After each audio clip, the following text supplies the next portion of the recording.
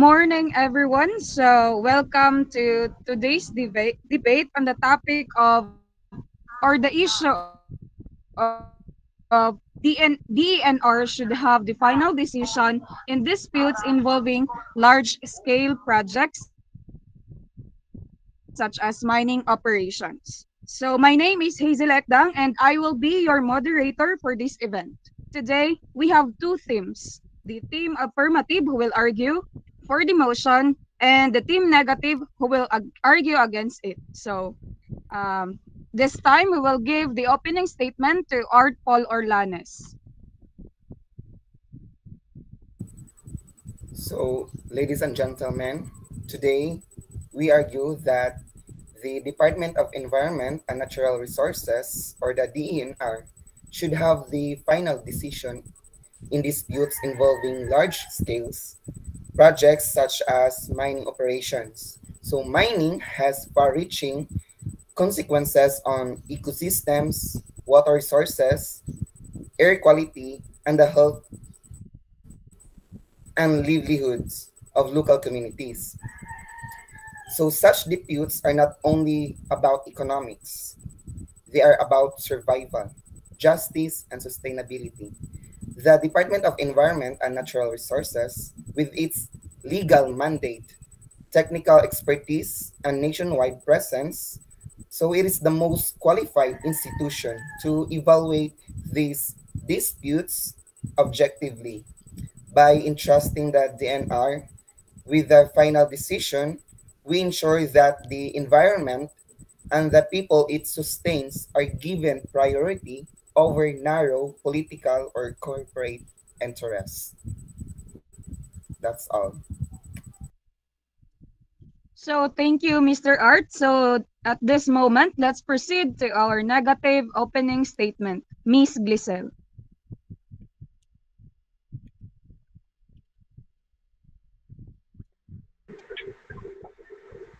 While we respect the expertise of the Department of Environment and Natural Resources, we firmly oppose the idea that it should have the final decision in environmental disputes, giving absolute authority to a single government agency, which undermines fairness, transparency, and democratic checks and balances. Environmental issues affect not only ecosystems, but only also people's livelihoods, cultural rights, and economic opportunities. Therefore, final decisions must involve independent courts or multi-stakeholder bodies, not just the DENR.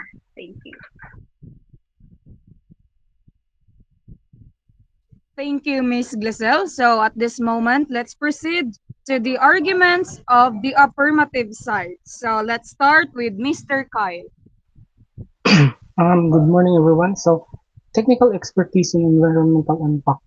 Mining disputes involve complex issues such as soil stability, water contamination, and deforestation. There is also the chances of biodiversity loss and the community displacement. The DNR employs scientists, engineers, and environmental experts who can properly evaluate environmental impacts assessments or the EIA and ensure decisions are based on evidence and science and not speculation alone.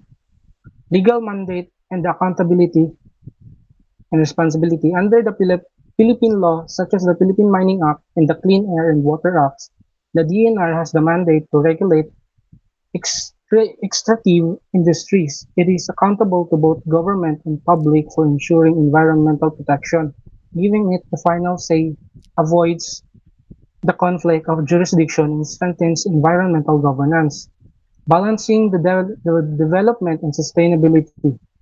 Mining can generate jobs for the people. It also gives revenue, but unchecked operations destroy forests, rivers, and communities. The DNR is tasked with ensuring developmental but also sustainable for the economy, and the economic growth does not come at the expense of the future generations.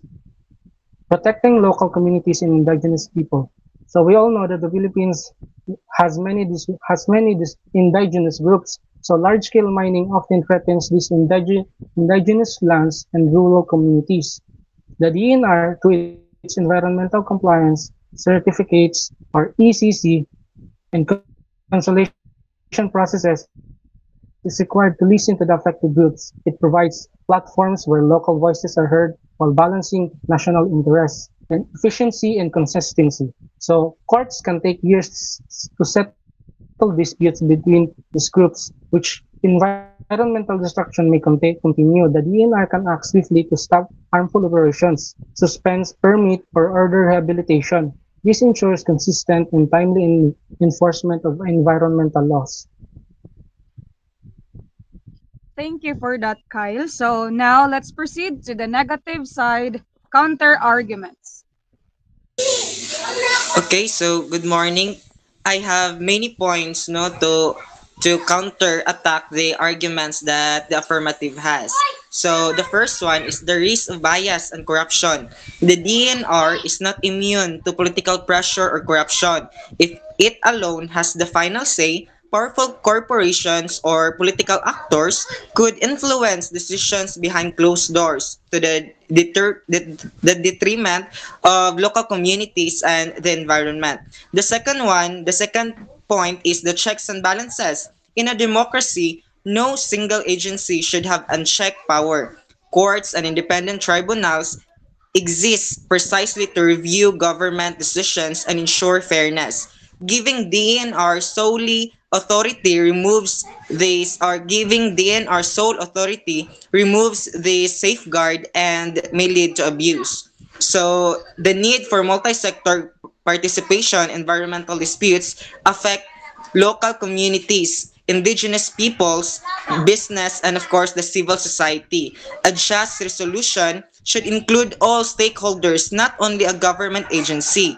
Courts or independent panels provide a more balanced platform than a single agency ruling.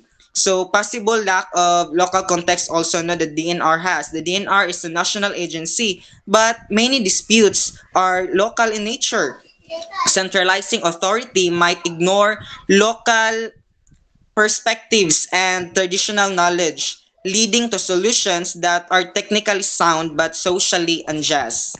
Thank you po. Thank you for that, Mr. Aryan. So now uh, that we already hear both the arguments from the affirmative and the negative side. So now let's proceed to the rebuttal. So let's hear from the affirmative side, Miss Sheena. So, good evening, everyone. Oh, good morning, rather. And DNR rule as regulator does not mean bias. It means responsibility. It is accountable to the law, to the president, and to the public. Courts can still review DNR's ruling if laws are violated. All agencies face corruption risk. The solution is stronger oversight, not stripping DNR of its authority. At least DNR has technical experts who can be monitored, unlike courts with no environmental specialization. And also, DNR decisions already include public hearings, EIAs, and consultations. Courts rarely consult directly with communities. That's all. Thank you for that, Miss Sheena. So now let's proceed to the negative rebuttal. So, Mr. Eric, go ahead.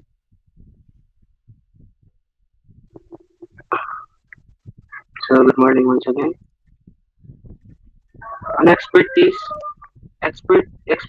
does not equal fairness. Scientists can explain environmental impacts, but deciding whose rights prevail is a matter of justice. On efficiency, speed should not come at the expense of fairness. Quick decisions by one agencies may silence communities for the sake of convenience. On protecting communities, communities trust independent courts more than government agency that grants permit to very companies harm to prevent the very companies harming them. That's all. Thank you for that, Mr. Eric. So now let's proceed to the closing statement. So let's begin with the affirmative closing statement. Miss Faith, go ahead. Okay, honorable judges, respected audience, the affirmative side firmly upholds that the Department of Environment and Natural Resources should make the final decision in large-scale environmental disputes such as mining projects. Why? Because the DNR is not just another government office. It is the agency legally mandated and technically equipped to safeguard our natural resources. So it houses the scientists, the engineers, and the environmental experts who can weigh ecological, social, and economic impacts more thoroughly than any other body. Unlike the courts, which rely heavily on lightly procedures and second-handed testimony, the DNR makes decisions grounded in data, field studies, and environmental science. Most importantly, the DNR is the institution tasked with balancing national development and environmental protection. So, by centralizing the final decision with the DNR, we prevent the duplication of processes, shorten resolutions, avoid conflicts among multiple agencies. This ensures efficiency while still holding projects accountable to strict environmental standards. Mining affects both local communities and the entire nation. The best way to protect both is to entrust the final authority to an agency whose mission is precisely to defend our environment and natural resources. So for these reasons, we stand firm that the DNR must have the final say in such disputes for the sake of sustainable development and the well-being of our future generations. Thank you. Thank you for that, Miss Faith. So now let's proceed to the closing statement of the negative side. Mr. Red, go ahead.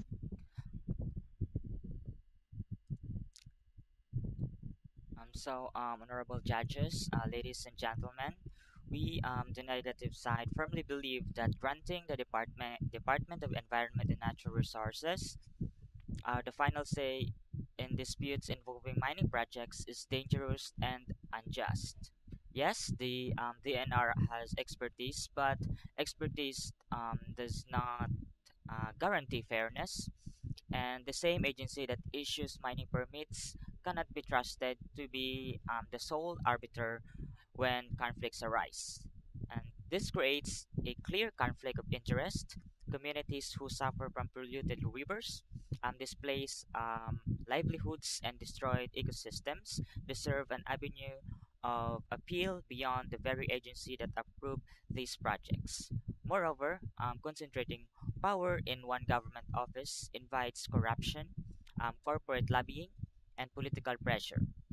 Environmental disputes affect only ecosystems, but also human rights, ancestral domains, and the future of generations. These matters require independent judgment, something only the courts, through checks and balances, can truly provide. Ladies and gentlemen, protecting our environment and our people demands accountability, transparency, and independence, not monopoly of power. For these reasons, we strongly reject the idea that DNR should make the final decision. The future of our communities and environment is too important to be left in the hands of a single agency. That's all. Thank you.